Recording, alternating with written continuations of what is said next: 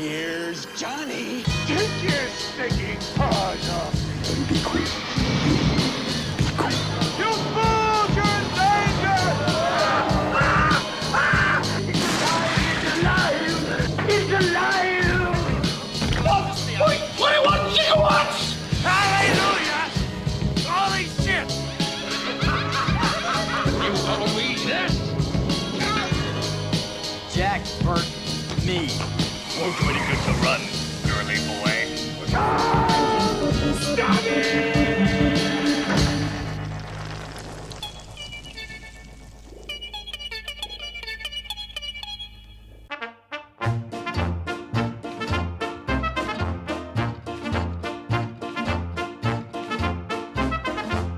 Let's go with Salem's Lot. Woo! Yes, this is a great Stephen King adaptation. Actually directed by Tobe Hooper of Texas Chainsaw Massacre fame. And I believe it was a made-for-TV film because it is long as shit. Really, really long film. But it ends slow in parts too. But the payoffs to these to the slowness of the movie is just insane. Like, creepy moments will just come out of nowhere and just shake you to the core. And the visuals that Tobe Hooper was able to just kind of manipulate and come to light are just amazing. Especially with the Nosferatu-like vampire of the film. When he just shows up in different parts, it's just creepy as shit. Really, really good stuff. And yeah, the cast is awesome. David Soul plays the main guy, who's a writer who travels to the village, to Salem's Lot, and it's really, really, really cool. Total atmosphere, totally grounded in gritty stories. So it's really, really cool. Definitely check it out. There's a little Nosferatu-looking dude right there, and very mysterious too. A very mysterious film. But let's move on to its strangely toned sequel, A Return to Salem's Lot. Now this one is a great film, but not on par with the original. Totally different film, totally different feel, tone, atmosphere, characters, yeah, everything you could think. Kind of flips the whole thing on its head and makes it more of almost like a comedic adventure with horror elements in it. Directed by Larry Cohen. And just the cast, the main guy in the cast is Michael Moriarty. He is in a lot of Larry Cohen films, and he's just a hoot in everything he's in. Memorable roles are probably in Stuff.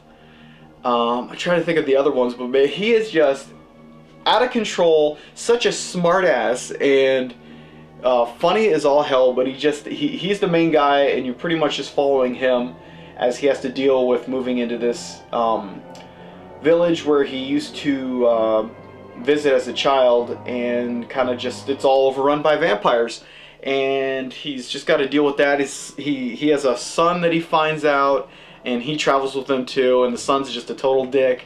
It's a really, really funny film.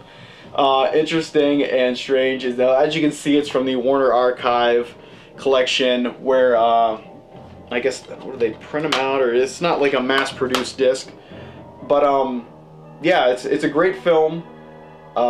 Great fun stuff. Totally different tone from the original, but it's a nice unexpected tone. I remember watching this with my friends down at my family's cottage. We all get together and do a bunch of stuff down there, but yeah, we were laughing our ass off all night with this one. And I believe I reviewed this one, so it's up on the channel. Check it out. The review is up there. I believe Salem's Lot is up there, and Return to Salem's Lot. So check out both of those reviews. The next two, I'm just going to make this into a one-shot deal here. It is Stakeland 1 and 2. A really good modern horror film. You don't really have, in my opinion, you don't really have too many good modern horror films. Pretty much a lot of the horror films of today are just jump scares and dumb teenage bullshit, to be frankly honest.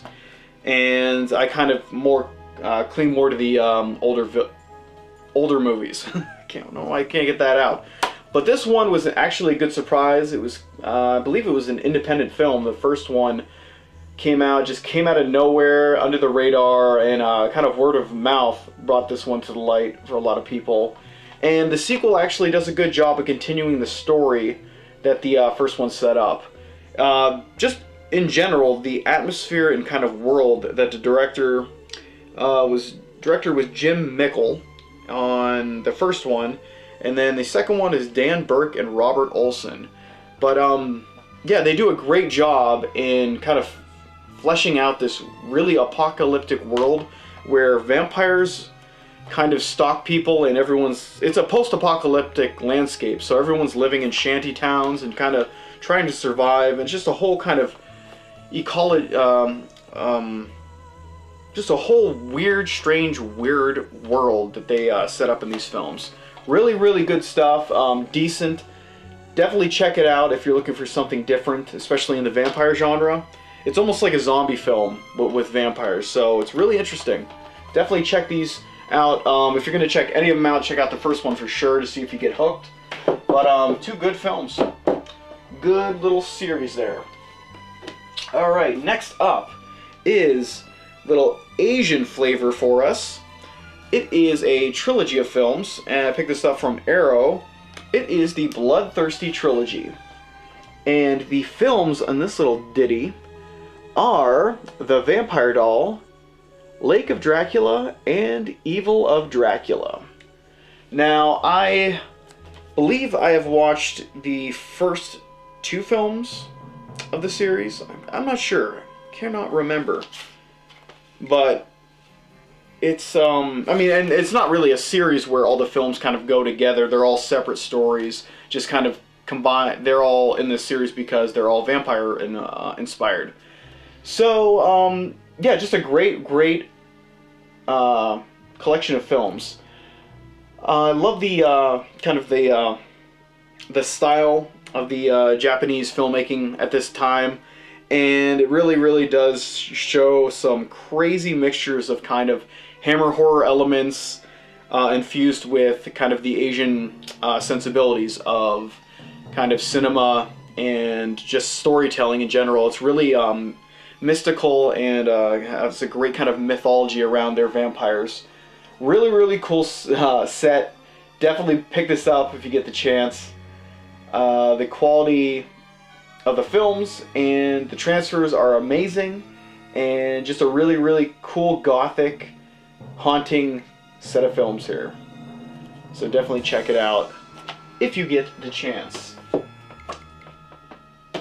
Keep moving along. Starting to get tired for some reason. Oh god, I hope I'm not getting sick again.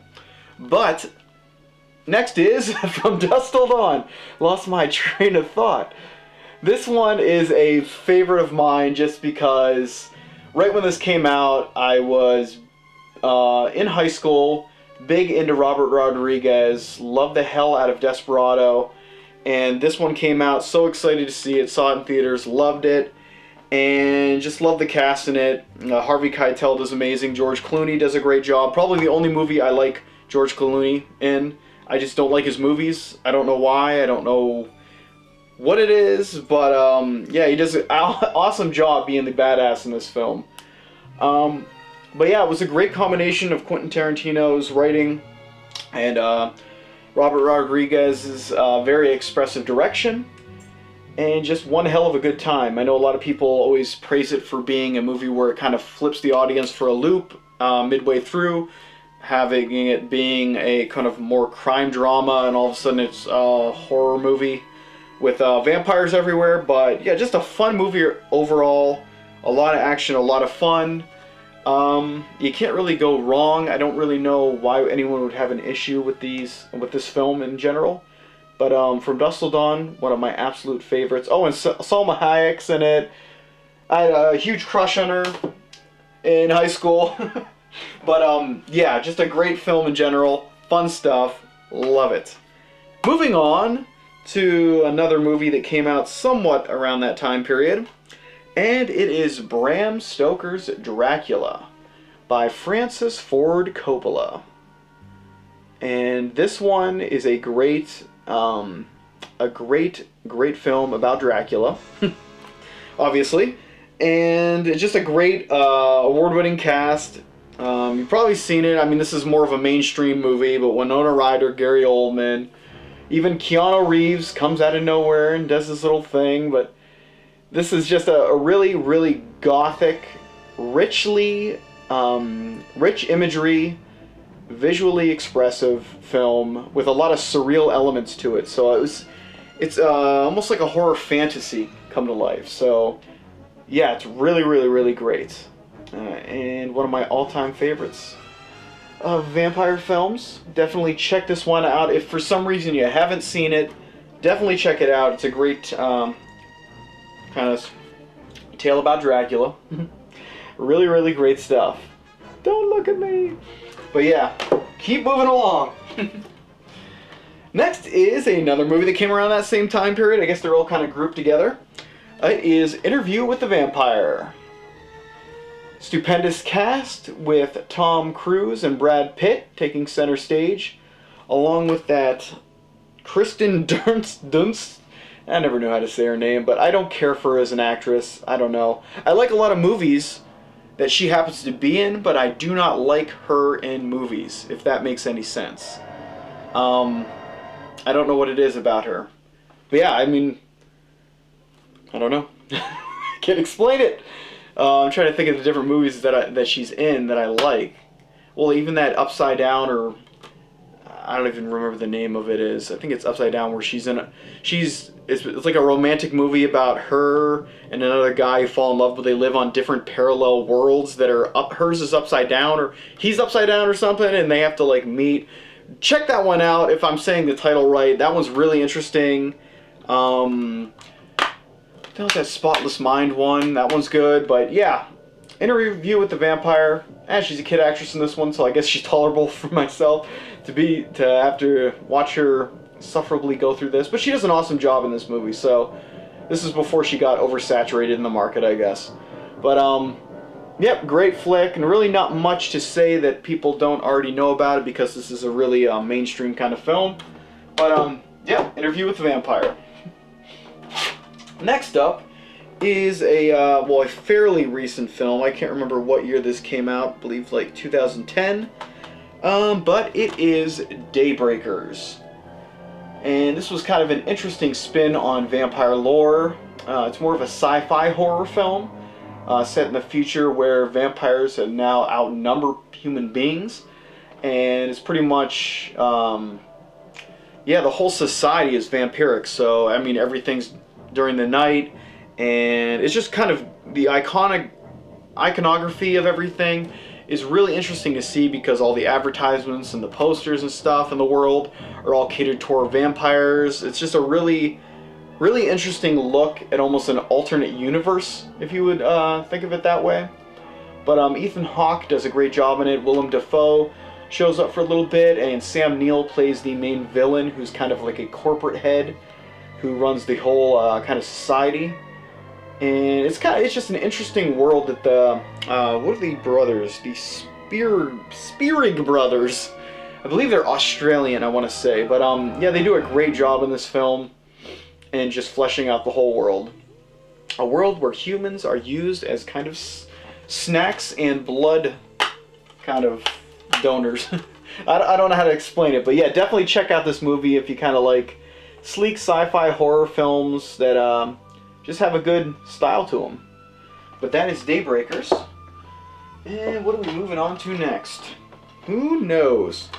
Alright, now this is a gothic little number. I want to say it's a Spanish film. Well, Spanish or Italian. It could be an Italian film. Slaughter of the Vampires. It's a beautifully shot black and white vampire film that is totally gothic, takes that whole Hammer sensibility kind of thing, runs with it, and just looks absolutely beautiful. Directed by Roberto Mori, and it's just a really simple tale. It doesn't go out of its way to be anything but what it, shows to be. A gothic story about vampires living in fancy mansions, messing with people kind of thing. That was the lamest summary of it. But yeah, it's just great, beautiful photography, beautiful lead actress, and just a great style to it. So definitely check this one out if you like that kind of gothic flick. And this one was put out by Dark Sky Films on DVD. I don't believe there's a Blu-ray, and don't think there's a Blu-ray in the future, so gonna hold on to this copy for sure. And let's keep moving. This is one of my favorites. And it is one of my favorites because it is just absolutely surreal and all about atmosphere. And it is pretty much a literal fairy tale come to life. It is Lamora, A Child's Tale of the Supernatural. Now that is one hell of a long title. But the film in general is just really, really dreamlike. And I discovered this film kind of a little bit after I discovered children shouldn't play with dead things. And it's kind of weird because they share a lot of similarities. There's the soundtrack is almost just ambient noise and weirdness going on. And that's a lot of how children shouldn't play with dead things is like. It just really has that same weird quality, that low budget feel, that kind of supernatural weirdness, and penchant for using vibrant colors. This one's a very, very, very dreamlike, surreal, just fanciful kind of film. Very, very strange, and I can only say fairy tale so many times. It just runs so true to this flick. And the review is up on the channel for sure. Check that one out because this is really a very, very, very weird flick. It's almost like a Grimm's fairy tale kind of thing come to life. Yeah, it's almost best left unsaid anything about the film, just to check it out for yourself and see what you think, because I mean, you're either gonna love it or hate it, but it's weird. It's weird, but I mean, in general, in quick summary, this girl, she, how can I even say this quick summary? She has to go to a town in the middle of nowhere to find her long-lost father, who's like a crime boss or something like that, but he's in hiding in this weird town. But the town is controlled by vampires, mostly, wolf-like creatures, zombie-like things. It's just weird. Weird shit. Check this out. Check that movie out as soon as possible. Very weird. I've loved it the first time I watched it, and it's just one of my favorites now. But next up is a Spanish little ditty, I believe. Please be a Spanish little ditty. It is The Night of the Devils. Now this one is probably another one of those flicks that you might not have heard of. I don't even remember how I stumbled onto this one. I think I might have seen a trailer on YouTube for it, on just some random channel, and I was like, holy shit, I gotta check this film out for myself, because it really has all the ingredients that I look for in a just kind of a lost gem. And this one got it all. It's a low-key story too. It's not too out of control. It's just really grounded and simple. And it's kind of set in a small village in the middle of nowhere, where a guy kind of gets stranded out there and has to live with a family. But there's like a curse in the area, or I can't remember if it's in the area or if it's just pinned to this family that he's staying with. But if somebody dies in their family, they come back as some kind of vampiric beast that hunts them at night. It's similar to the Vertilac story, and I believe it's the Black Sunday. Yeah. In Mario Bava's Black Sabbath. I always get those mixed up because the stupid black title. Black Sabbath. But yeah, it's that same flavor and kind of haunting imagery and things like that. But yeah, this one is a must to check out. I am almost 100% positive that I have reviewed this and it is on the channel. And because I really want more people to check this one out because it really is amazing. Giorgio Ferroni directed it, but yeah, definitely check it out. And like I said in previous segments of the collection, Rare Video, if you see anything, I don't know if that's going to come into focus if I get too close, Rare Video, if you see anything by Rare Video, just pick it up regardless of anything you've heard, because you're pretty much guaranteed to have a good flick and a good time watching whatever movie they're putting out.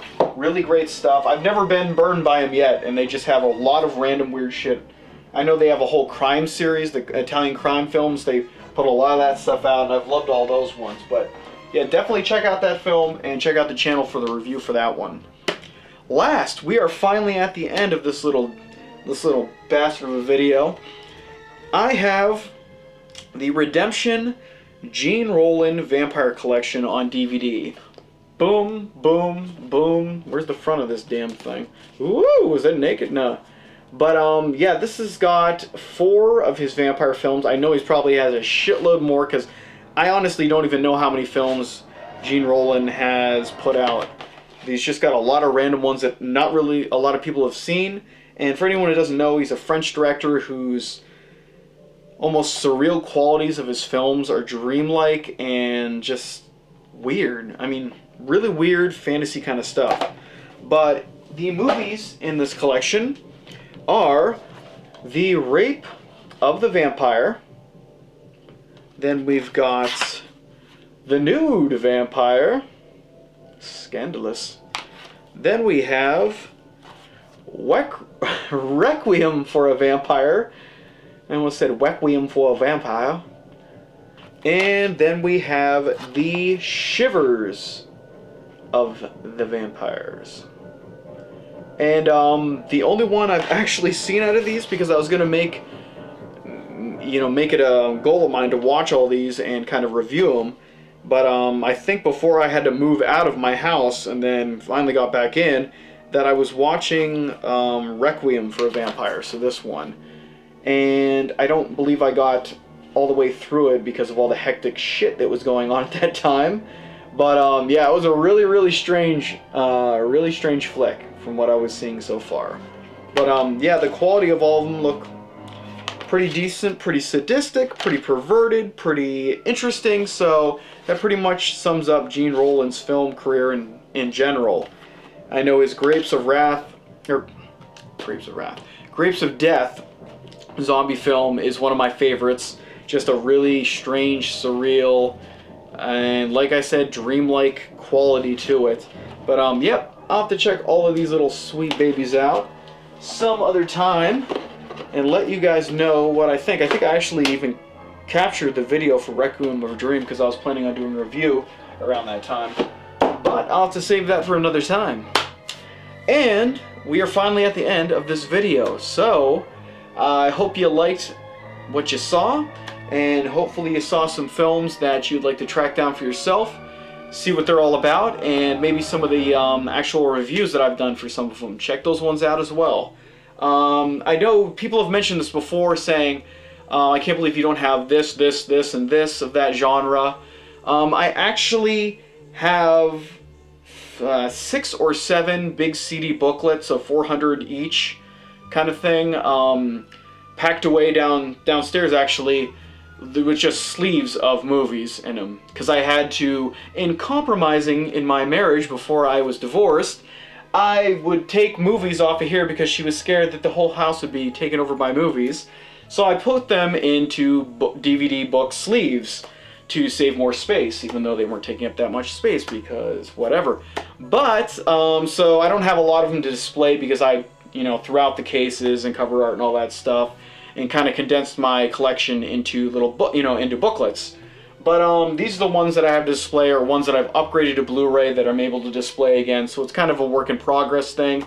But if you ever wonder if I have anything and wonder why I don't have like a classic movie, probably best bet is I do have it. I do own it somewhere, but just don't have it on display and able to kind of make a collection video, because I don't want to sit here with a CD booklet saying, hey look, I have these, It's kind of hard to do a kind of video with those. But yeah, that's about it. So guys, I will see you guys in the next whatever segment I do on the channel. Thanks everyone for watching, and just for the comments, and just kind of for the support, because it's kind of hard doing a channel like this. You kind of just inspire yourself and kind of motivate yourself, but you guys help a hell of a lot in inspiring me and keeping me doing this. But I will see you guys next time, so take care and stay out of trouble. Later, guys.